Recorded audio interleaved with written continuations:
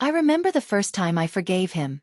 It was raining, the kind of rain that made the city smell like wet concrete and old paperbacks, and he stood on my apartment balcony with his hair flattened to his skull and those big, tired eyes that had once made my chest split open with something close to devotion. "I made a mistake," Daniel had said, voice small as a mouse caught between two hands. "I didn't mean it." I believed him because I wanted to. Belief is a muscle I used to flex until it ached. This is how it starts for most of us. The small, buttery lies, the late-night texts, the pair of lipstick-stained glasses on the counter that somehow have explanations. For me it began with small fissures, a cancelled dinner here, a smell of someone else's perfume there. I told myself I understood. I folded the evidence into neat little squares and put them in the drawer alongside our tax returns, just in case. He was brilliant at looking apologetic. He could weep on cue. He would kneel on the living room carpet and call my name like an incantation. I answered. I always answered. Then the truth arrived like a letter shoved beneath the door. Her name was Maya. I saw it first on a photo, Daniel's phone, unlocked because he had left it on the kitchen table like a landmine. There she was, a sunlit smile, a loud red dress, a hand resting on Daniel's thigh in a way that belonged to strangers. My pulse stuttered. My breath shortened. There was a message thread, flirty, intimate, the sort of thing that makes you feel like you are being watched through a hole. They'd been meeting for months, he and Maya, in places I couldn't go, at times I couldn't know. When I confronted him, he said she was a problem from work, that texts were just friends. He lied with the kind of specificity that makes lies look like truth. Names of places, excuses that matched the day of the week. He even crafted an email to his boss, just in case, which he mockingly showed me as proof. I laughed then, laughing because my face wasn't allowed to come apart in public. I pretended not to notice the way his laugh slid off him like oil. I wanted to leave. I wanted to take the boxes with the coffee-stained mugs, the framed photographs, the dog-eared paperback of Neruda I had gifted him in a fit of early love, and walk out into the rain with my head held like a flag. Instead, I stayed. I watched. I collected. If you have never been a patient collector, there is an odd pleasure to it. You turn yourself into an archive. You catalog details, the exact phrasing of his apologies, the cadence of his breath, the time he left for work on the nights he didn't come home. I recorded the long silences on my phone, the half-finished glass of wine on the sofa, the receipts for unfamiliar brunches. I watched his patterns like a botanist studies a rare bloom. When he drank, for how long, what he said to himself in the mirror. I told myself I was doing research. I built my plan not as a maniac with a checklist of evil deeds, but as an artist with a troublingly meticulous eye. Revenge, I discovered, is an act of composition. You choose your medium, embarrassment, ruin, exposure, legal annihilation, and you start to craft.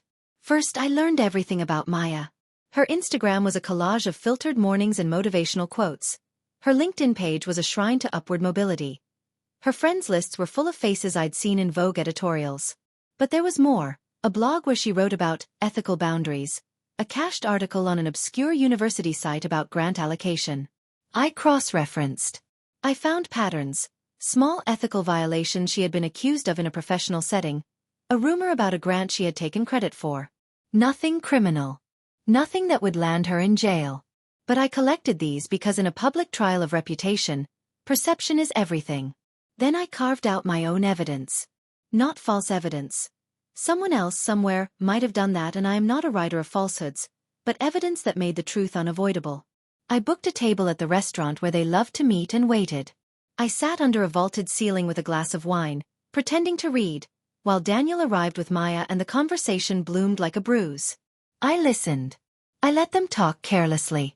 I filmed parts. I traced their steps with tiny patient surveillance. No hacker movies, no illegal invasions of privacy, just good old-fashioned watching. Following, seeing where they met, what parks they chose, what cafes they favored after midnight. There is a moment, one of those cinematic heart rips, when the person you love becomes a stranger in front of you. It happened on a Tuesday. Daniel left his laptop unlocked on the table because he is careless, and on the screen a message popped up, "Hotel tonight? I want you." I took a screenshot. The funny thing about evidence is how small it can make you feel and how powerful it becomes in a courtroom of the world. I compiled screenshots, receipts, photographs, with a patient, near-criminal thoroughness. I could have gone straight to him, in the way people go straight to punchlines. Instead, I considered the shape of the victory I wanted. I wanted him to feel the slow, gnawing collapse. Not a moment of cartoonish horror but a dissolution that ate through him socially, professionally, and emotionally. I wanted the kind of victory that made him ask himself what his life had been worth. I wanted him to feel the loneliness that comes from empty rooms and the hum of the AC at 3 a.m., while everyone else seemed to have a reason to sleep. My first move was surgical. I created truth where there was already truth and then amplified it until it could not be ignored.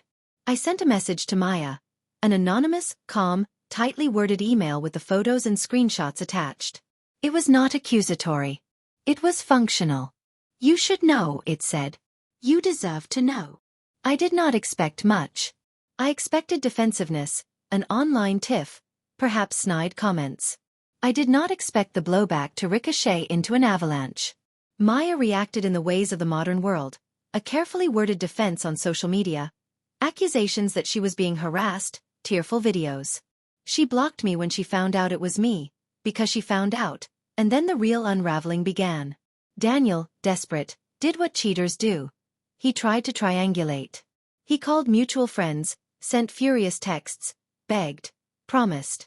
I watched him clawing at threads that were already frayed. His arrogance had always been that he could control the narrative. I let him. Control is the illusion lovers sell to themselves in glossy wrappers. Public exposure is theater. It requires timing, a stage, and an audience that believes it is watching the truth. I assembled mine with cruel precision. I leaked select screenshots to people who mattered. His colleagues, the woman who organized the grants at his firm, a journalist friend who liked good stories and worse coffee. I didn't slander him. I offered facts. Facts have a terrible way of being stubborn. The first ripple hit his job. Daniel's boss called him in for a conversation about conduct. The office went quiet. People who had once smiled when he entered now gave him the look reserved for people who have been found out. His name trended briefly on social media, then dissolved into the steady hum of the internet, but the damage was done. Clients canceled meetings, invitations stopped arriving. He tried to thread the needle with apologies and promises. He offered to go to counseling, to swear on anything I could imagine. My inbox filled with messages from friends, some apologetic for not seeing, some angry that I had done what I had done, some offering solace. What a strange thing. The world thinks it can negotiate with love. It cannot. You can bargain for the return of certain things, financial stability, social standing, but you cannot buy back the quiet purity of mornings when you were not already stitching the seams of lies. There were nights when I slept like a killer. Not the physical act of killing, but the sense that I had orchestrated something final. I would wake at 2 a.m., heart a hammer, and for a second panic would unlace itself in me. Had I gone too far? Did I cross a line that once crossed would not allow me to go back? The line is an interesting thing. Often people assume it's a single stroke, a single monstrous deed. In truth it is a slow erosion, 1,000 small acts that together become something larger than you. I had not felt monstrous. I felt like a surgeon with a scalpel and a clean tray. He responded by trying to rewrite reality. Daniel took to the press, to message boards, to tear-stained confessions that begged for the empathy of strangers. He painted Maya as malicious, me as irrational. He sent me emails that read like legal documents, states of denial masquerading as vulnerability. The more he resisted, the more the evidence pinned him. The photos I had were objective, and objectivity has teeth. My revenge was not only public. I wanted him to be haunted in the private places where apologies do not reach. So I began working on the architecture of his life. Small, precise acts that would compound into catastrophe. I used his credit card to cancel subscriptions he loved. I called his landlord anonymously about noise complaints on nights he wasn't home. Those were petty, admissions I would make to myself later, but the principle was simple. Inconvenience can become isolation.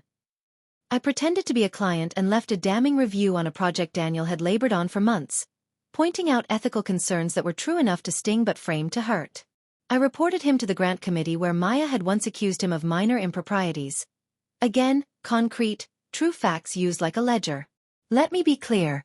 I did not fabricate crimes. I leveraged truth into consequence. There is a moral perimeter here, faint as a drawn curtain. I refused to lie, refused to tamper with things that would put someone in physical danger, refused to blackmail. My vengeance had rules of its own. It was, I told myself, Justice dressed in my clothes. People asked why I did not simply leave. It is a question asked by those who have not been hollowed by the slow rot of betrayal. Leaving is an action. It is often messy and brave. But leaving would have been an admission that the thing that hurt me could go on untouched. I wanted the wound acknowledged. I wanted Daniel to look at what he had made and understand the cost. Sometimes, I suspect, this is not about the other person at all. It is a demand that the world see you as you are. Not a fool, not a victim, but as someone who will fight for the integrity of her own life. The turning point was not a courtroom battle, though the legal specter hovered. It was a party, Daniel's promotion celebration, and a projected video. I had been invited, of course, as a social fixture, the woman everyone thought existed in the hushed, comfortable past. I arrived wearing a dress common black and sat at the bar like a statue that could move. Daniel took the stage with a drink held too tightly, and his boss lauded him with the sort of pomp that makes butterflies die. People clapped. Daniel's face shone with success. It was then that my friend Leah flicked the projector on. Leah is the kind of friend who knows how to be dangerous on my behalf. She had been my co-conspirator in ways she did not fully understand. The lights dimmed and on the screen ran a montage. Texts, screenshots of hotel bookings, photographs of late-night farewells, Maya's tearful voice about feeling used. The room held its breath. The first sound was not shock but the small surgical sound of bodies rearranging in their chairs. Conversation ceased. You could hear cutlery clinking from the hors d'oeuvres table. Daniel's smile fell, then stretched into a grin that was too big, like something about to split. He reached for the microphone and swung for charm, for vulnerability, for anything that could turn the tide. He stammered. His colleagues looked at him like vultures looking at a carcass. Even his closest friends shifted their weight. The applause that followed was thin and brittle, an attempt to soothe the jaggedness. After that night, the invitations ceased. His promotion process stalled. He argued, rage that was both theatrical and pathetic, and tried to sue, to threaten, to cajole, but evidence is a patient thing. Lawyers advised him to settle. Insurers murmured about reputational risk. The small network of people who had once orbiting his life peeled away like wallpaper. There were moments of triumph that felt hollow. When his name stopped appearing at social functions, I expected joy. Instead there was an odd emptiness, like someone had switched off the color. I realized then that I had not wanted to watch him burn so much as to reclaim my reflection. To look in a window and see someone who had not been fooled, someone who had taken control. The revenge had been a way to rebuild the house around me. But perhaps the cruelest, cleanest victory was internal. Daniel began to talk to himself like someone rehearsing for a play and forgetting the lines. He would call at strange hours, not to apologize, but to demand to know who I was becoming. "You're not the woman I knew," he said once, voice thin with the grief of privilege. I laughed on the phone, not with cruelty but with the kind of sad, savory understanding that comes after breaking something open. "I was never the woman you knew," I said. "You just pretended very well." I should confess, there were nights when I wanted him to beg. I wanted the raw, prostrate sadness that seems like a bomb. He never offered that. He offered defense, blame, the kind of half-sentences that try to foist responsibility onto the victim. He never once asked how I had been. He always asked instead whether he had lost something he considered owed. But victory was not only about him. It demanded that I rebuild what he had destroyed in me. Trust in my instincts, small mercies revoked, the right to have a life that was not defined by his deceit. I started to say yes to things I had told myself I was too tired for.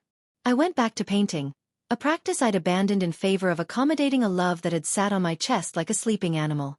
I traveled alone, learned to enjoy the hum of planes, the anonymity of airports. The revenge had a curious side effect. It cleared space for me to live. In the months that followed, my life resembled a book closing and reopening. Daniel attempted the occasional comeback, an op-ed, a social media apology that read like a legal memo, and each time he looked stranger, like an actor who had lost his audience. People who had criticized me, friends who told me I had gone too far, met me in coffee shops and apologized, sheepish and small. "I'm sorry," one said. "I didn't know." I accepted the apologies. People are messy creatures, and the lines between ally and observer are often thin. Maya vanished from my life with the air of someone who had been hurt, and then had to perform the difficult art of moving on. I never reached out to her again. I sometimes imagined her, leaving that city for another, tired of the public tangle we had become. The thing about human damage is that everyone leaves with something carved out of them. Sometimes we carry those cavities like talismans. People ask what it felt like to win. The answer is small. Like a window opening in a stuffy room. Like learning to read music again after thinking you had forgotten how. There were no fireworks. There was only the quiet accumulation of small freedoms. The ability to walk down the street and not watch for signs of betrayal. The ability to answer the phone without dread. The capacity to trust, in measured doses, again. I did not celebrate with wine or with elaborate parties. Instead, I went to a small gallery opening and stood in front of a painting I had finished in the weeks after the exposure. It was neither pretty nor ugly. It was honest, a sweep of colors in conflict and harmony, paint layered rough and then smoothed, a scar of gold down the middle where the canvas had split. Friends asked me about that gold. Kintsugi, I told them, the Japanese art of mending broken pottery with lacquer and powdered gold. I like to believe that's what I did. I did not mend Daniel. I mended myself, and in doing so made the break into something that could be seen and understood and, perhaps, held. There is a difference between revenge and the hunger for it. The hunger is ravenous, a beast with an appetite that never learns. Revenge in my case was finite. I decided when it was enough.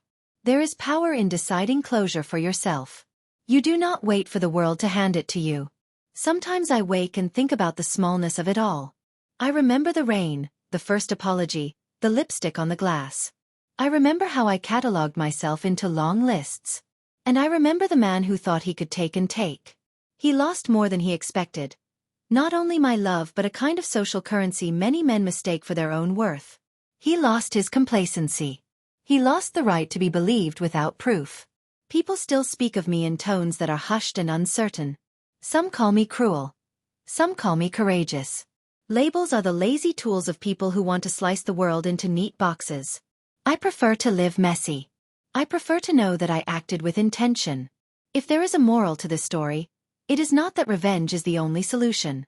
It is that we are permitted to make choices about how we respond to injury. We have agency. We have the capacity to turn our pain into something that is not merely destructive but clarifying. I chose a path that was public and precise. I did not burn down his life with flames because flames leave ashes that harm everyone downwind. I used light.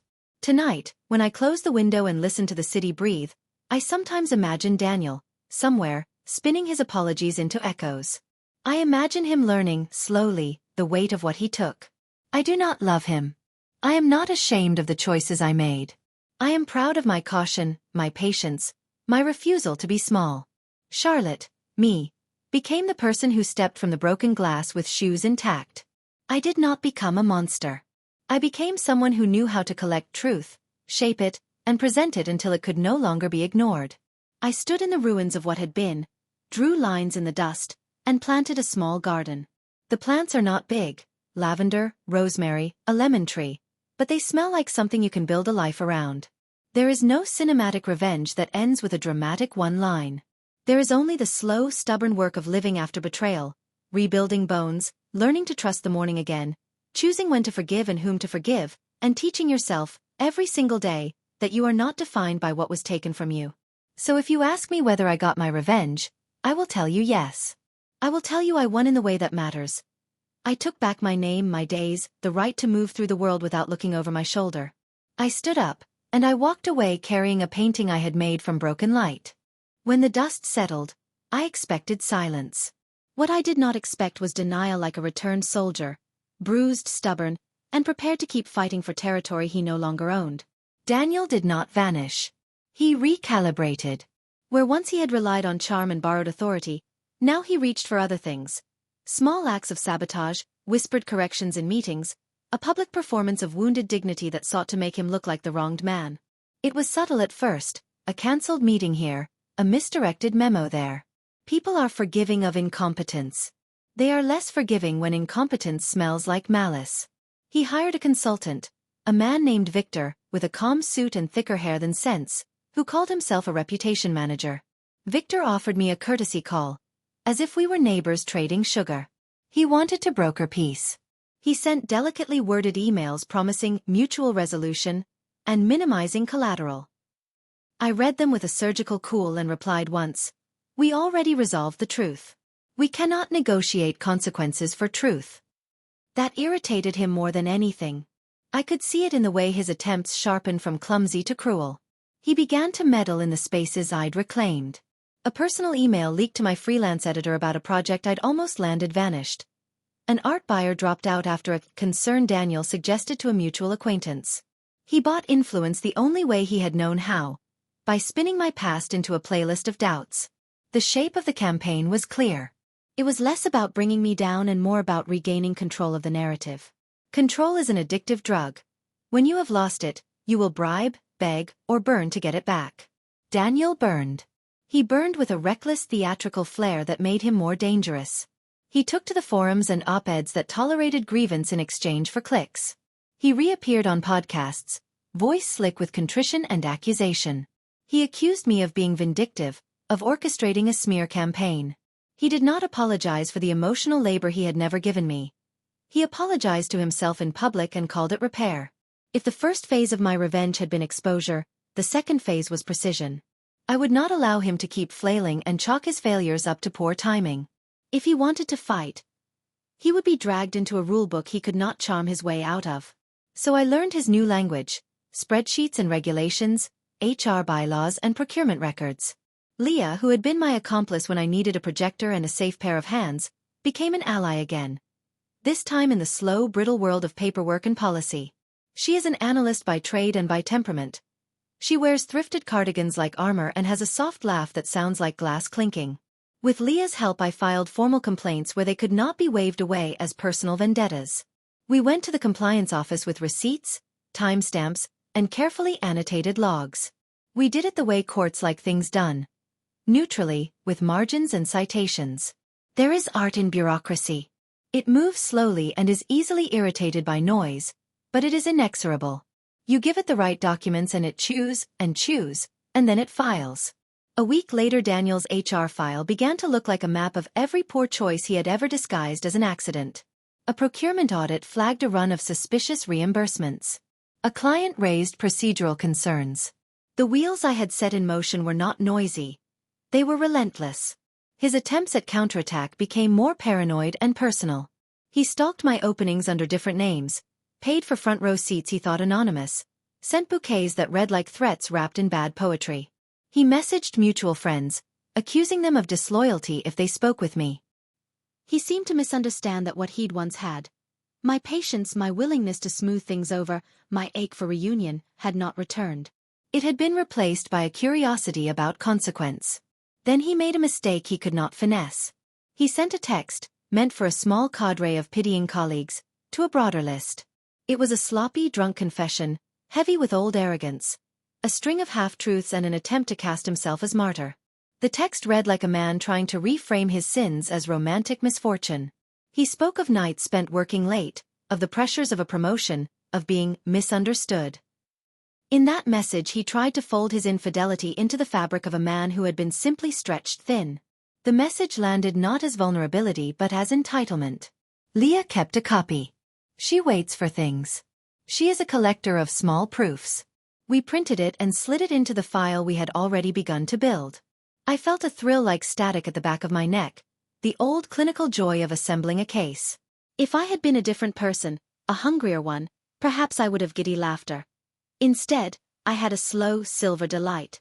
He was exposing more of himself with every clumsy swipe.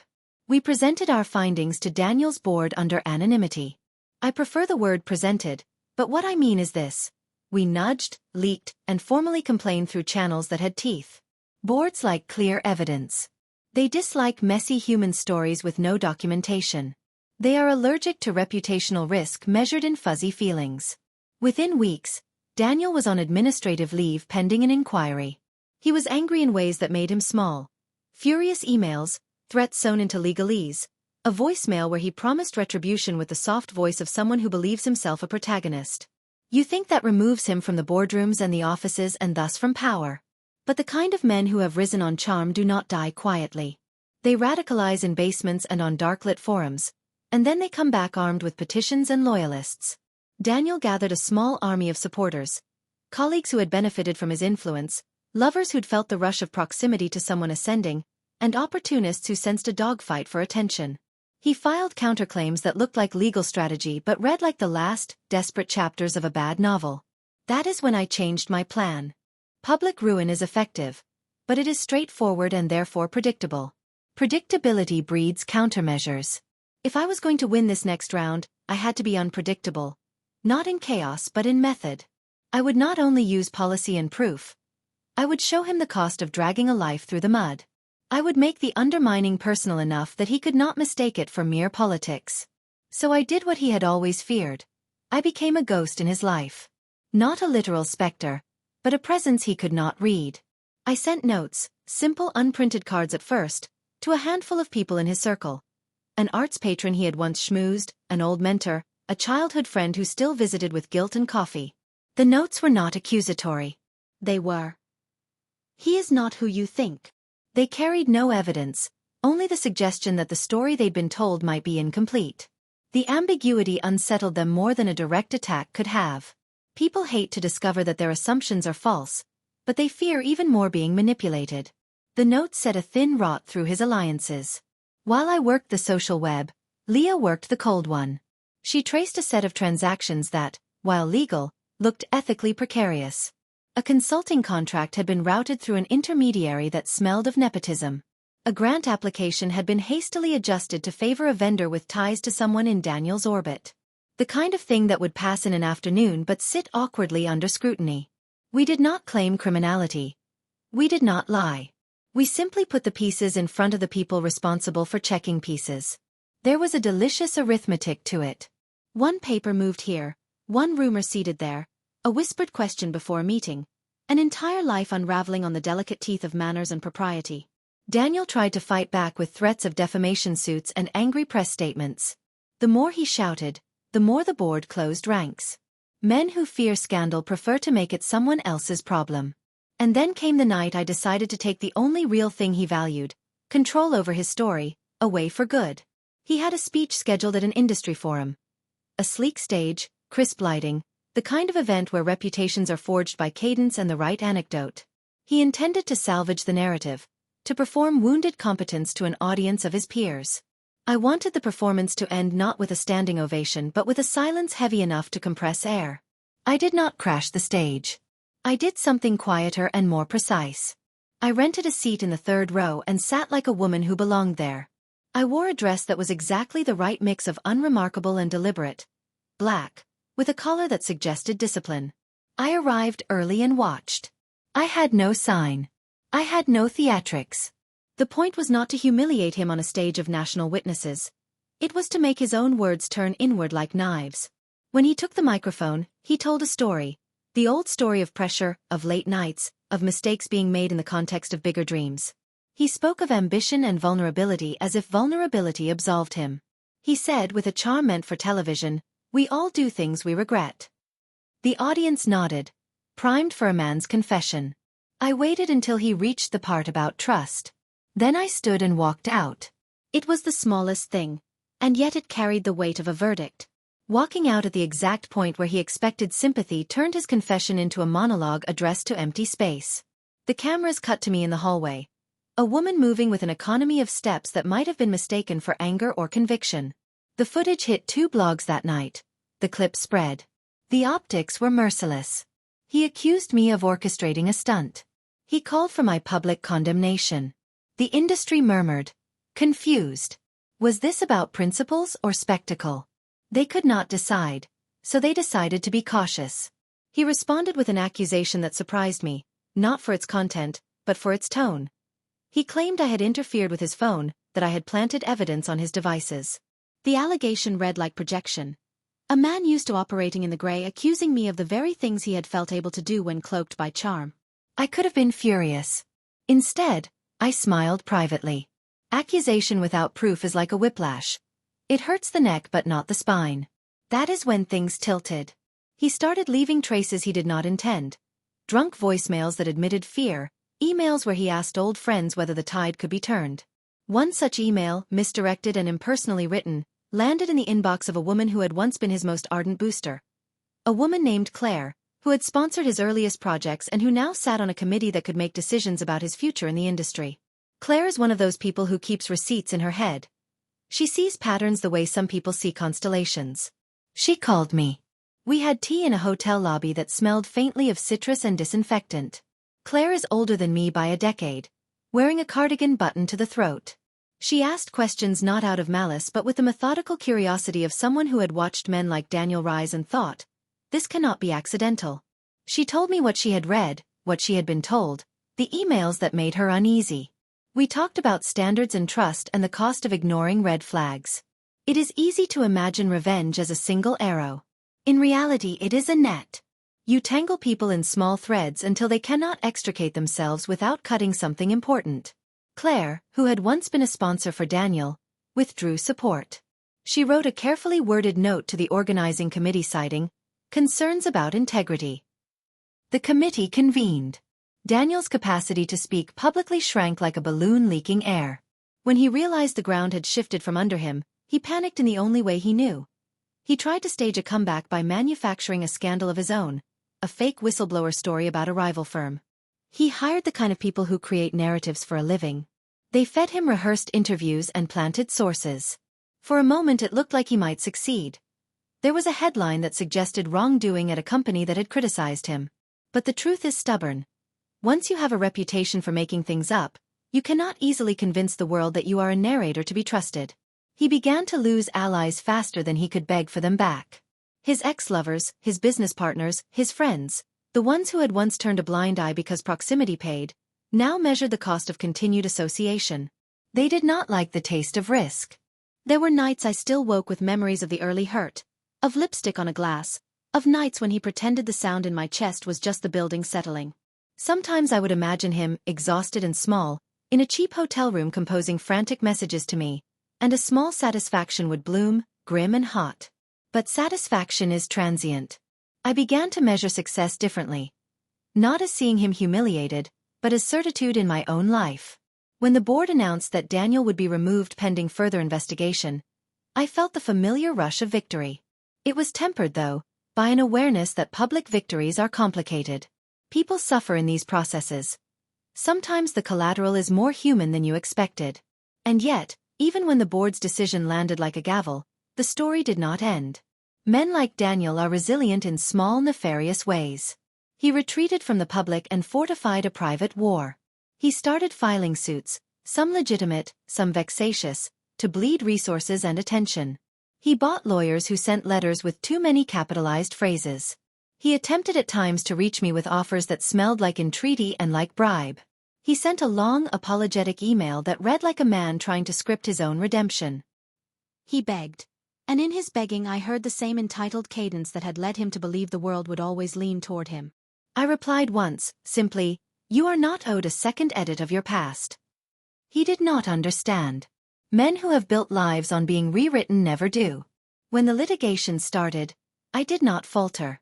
Leah and I kept our files tight and our demeanor chaste.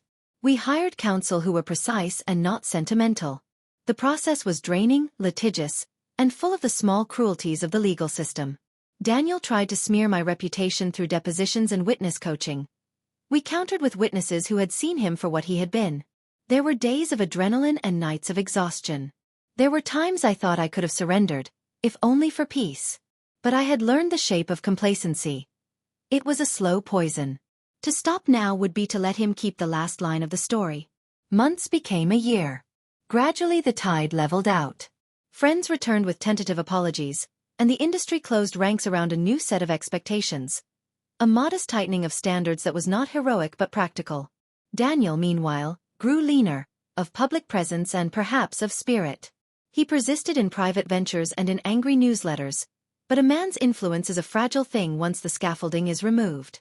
In the end, the revenge I had begun as an act of restitution became a redesign of my life. I did not stop being careful. Caution is not the same as fear. Caution is a muscle that learns to move without clenching. I painted more. I traveled farther. I dated, awkwardly, with the clumsy bravery of someone who knows the math of risk and chooses to love anyway. I slept more nights in which I did not dream of receipts and screenshots.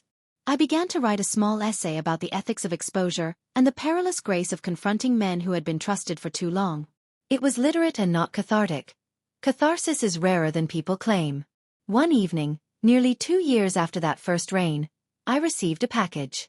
No return address. Inside, a single photograph and a note. The photograph was of a lemon tree, one of the small things in my garden that had survived my leaving, but angle was crooked, like a snapshot taken by someone unpracticed in domestic peace. The note was shorter than his emails had ever been. You won. But remember, rivers find other routes. The handwriting was jagged, small, like the last tremor of a man who had lost his map. I held the paper in the kitchen and felt nothing explosive. There was a coolness that resembled resolution. I could have shredded it, called the police, or wanted to reply with an avalanche. Instead, I folded it and put it between the pages of a book I was reading. I am not sure whether that is mercy or strategy. Perhaps both. Revenge is a conversation that changes after every reply. I had once imagined an end as clean as a period. Life offered a comma. If Daniel was a river, I had built a dam in the place I could, diverted water into new channels, and planted trees along the new banks. He could find other routes. He could cause floods in places where I did not live anymore. That is the nature of living with men who are clever and unrepentant. They never fully vanish. They adapt. And so must you. If there is a next move, it will not be visceral or loud. It will be a slow, patient architecture of boundaries and good people and an art life that took root despite him. I will continue to watch, not because I crave violence, but because vigilance is the grammar of self-preservation. I will keep my files. I will keep Leah close. I will keep the lemon tree alive. And when Daniel tries again, if he tries, he will find less to take. That is victory enough. Charlotte.